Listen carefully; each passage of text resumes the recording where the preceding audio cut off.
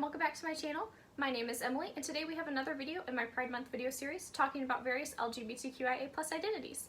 Today we're going to be talking about the I in LGBTQIA+, or what it means to be intersex. Please know that this video is by no means a detailed account of the experiences of intersex individuals and the issues that they face. It's simply a definitional tool to help raise awareness about the identity and to plant the seeds of education in your mind. I'll link my sources down in the description box below as always, and there'll also be additional resources in the description box if you want to learn more about the intersex community. This is a very broad topic in a diverse community that's faced great trauma and violence, and it's beyond the scope of this series to delve deeply into all intersex issues, so feel free to do your own research. Okay, with that out of the way, let's get started in defining this identity. Remember from my video on bisexuality that sex is a term used to describe biological, physical, and physiological characteristics, such as genitalia, reproductive anatomy, chromosomes, hormone levels, and gene expression. Sex is usually assigned at birth by a doctor based on these physiological attributes. But what if a person's reproductive or sexual anatomy doesn't neatly fit into the boxes of male or female? Intersex is a general term that describes a variety of conditions in which, for whatever reason, a person's reproductive or sexual anatomy doesn't fit the typical definitions of male or female. Intersex anatomy doesn't always show up at birth. A person may not know they have intersex anatomy until the onset of puberty or until they reach adulthood and have issues with fertility. Some people may spend their whole lives with intersex anatomy and never even know. According to the Intersex Society of North America, intersex is a socially constructed category to reflect real biological variation. We often think of sex as simply male or female, but even within these neat boxes, there is great variation in the size and shape of sexual anatomy. To simplify things, however, humans have created the categories of male and female in order to streamline social interactions. People make the decision on what is male and what is female. Nature doesn't always work within these neat little categories, however. In nature, sex is not a binary of male or female. Sex exists on a continuum, with people who have male physiology on one end and female physiology on the other.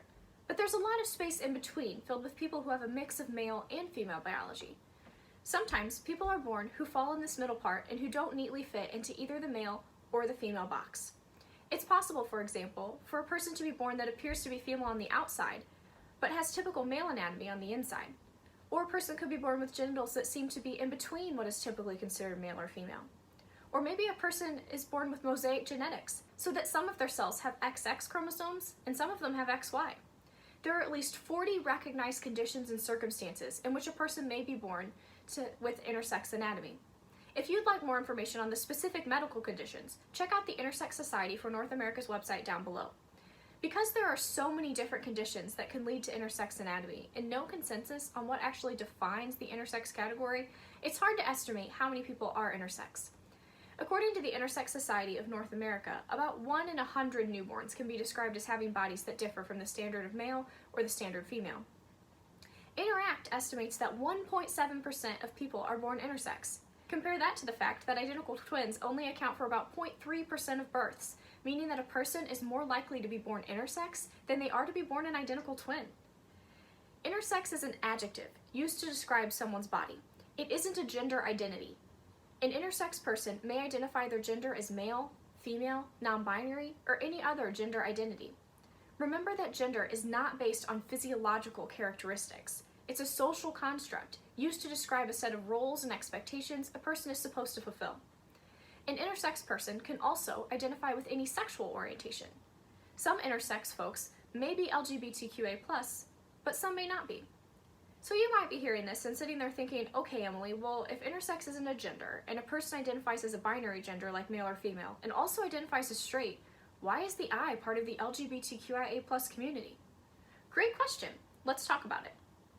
Gay and transgender people have been told for years that they're disordered because they didn't fit society's standards, that everyone should be heterosexual and cisgender. Similarly, due to homophobia and transphobia, intersex people are also told that their bodies are disordered because they don't neatly fit into the male-female binary.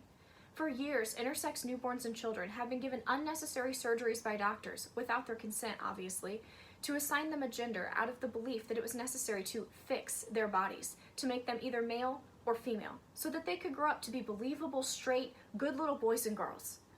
This means that doctors arbitrarily surgically alter a newborn's body to fit whatever sex they believe the child should be. This is obviously done without the newborn's input and consent, and is sometimes also done without the parents' understanding and even consent at times as well. I'll leave links down below to the Intersex Society of North America's page detailing the history of these practices and why they're wrong, but to put it simply, these surgeries are not medically necessary, are unethical, and are bad medicine. They're born out of the belief that everyone must be male or female, and everyone must be straight. There's no evidence to support an idea that children with intersex anatomy grow up to have psychological problems. In fact, they often grow up normally, to be psychologically healthy and well. Of course, should an intersex person decide to have a gender assignment surgery as an adult, that's totally fine, and I don't mean to imply otherwise. A consenting person who's aware of the risks can undertake whatever means they see fit to live out their life as the gender they identify as. I also don't mean to imply that medically necessary surgeries to fix cancers or metabolic issues should not be performed on intersex newborns with their parents' consent. No one thinks these things, and it's not my position, nor is it the position of the Intersex Society of North America.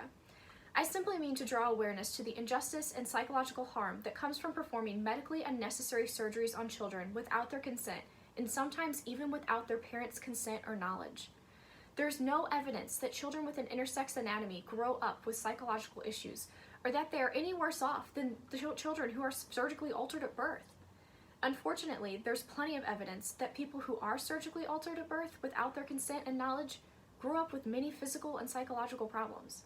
Children with intersex anatomy do well psychologically, indicating that surgeries done to correct their anatomy before they've reached the age of assent or consent happen without real cause outside of cisnormativity, transphobia, homophobia, and heteronormativity. To summarize, intersex is an adjective used to describe someone's body. It's a category to describe people who don't neatly fit into what is typically considered either physically male or physically female. Intersex people can identify with any gender identity and any sexual orientation. Intersex individuals are included in the LGBTQ+ community because they don't fit heteronormative, cisnormative standards of being, and the same biases and beliefs that negatively affect the LGBTQIA+ community affect the intersex community as well. Intersex bodies are good bodies and do not need to be fixed, corrected, or cured. If you would like more information on what it means to be intersex, please check out the description box down below. I always link all my sources, so you can take the time to educate yourself further on the things I'm talking about in my videos. And I highly recommend you do this, especially with this identity, because there's a lot of things that I wasn't able to cover. I'll also have links down below for other resources, including help finding LGBT+ affirmative therapists, coming out guides, and crisis and suicide hotlines. If you are considering suicide, please call a hotline or call 911. You are worth it, and suicide is never the answer. Thank you all for watching this video, and I can't wait to see you guys in the next one. Bye-bye!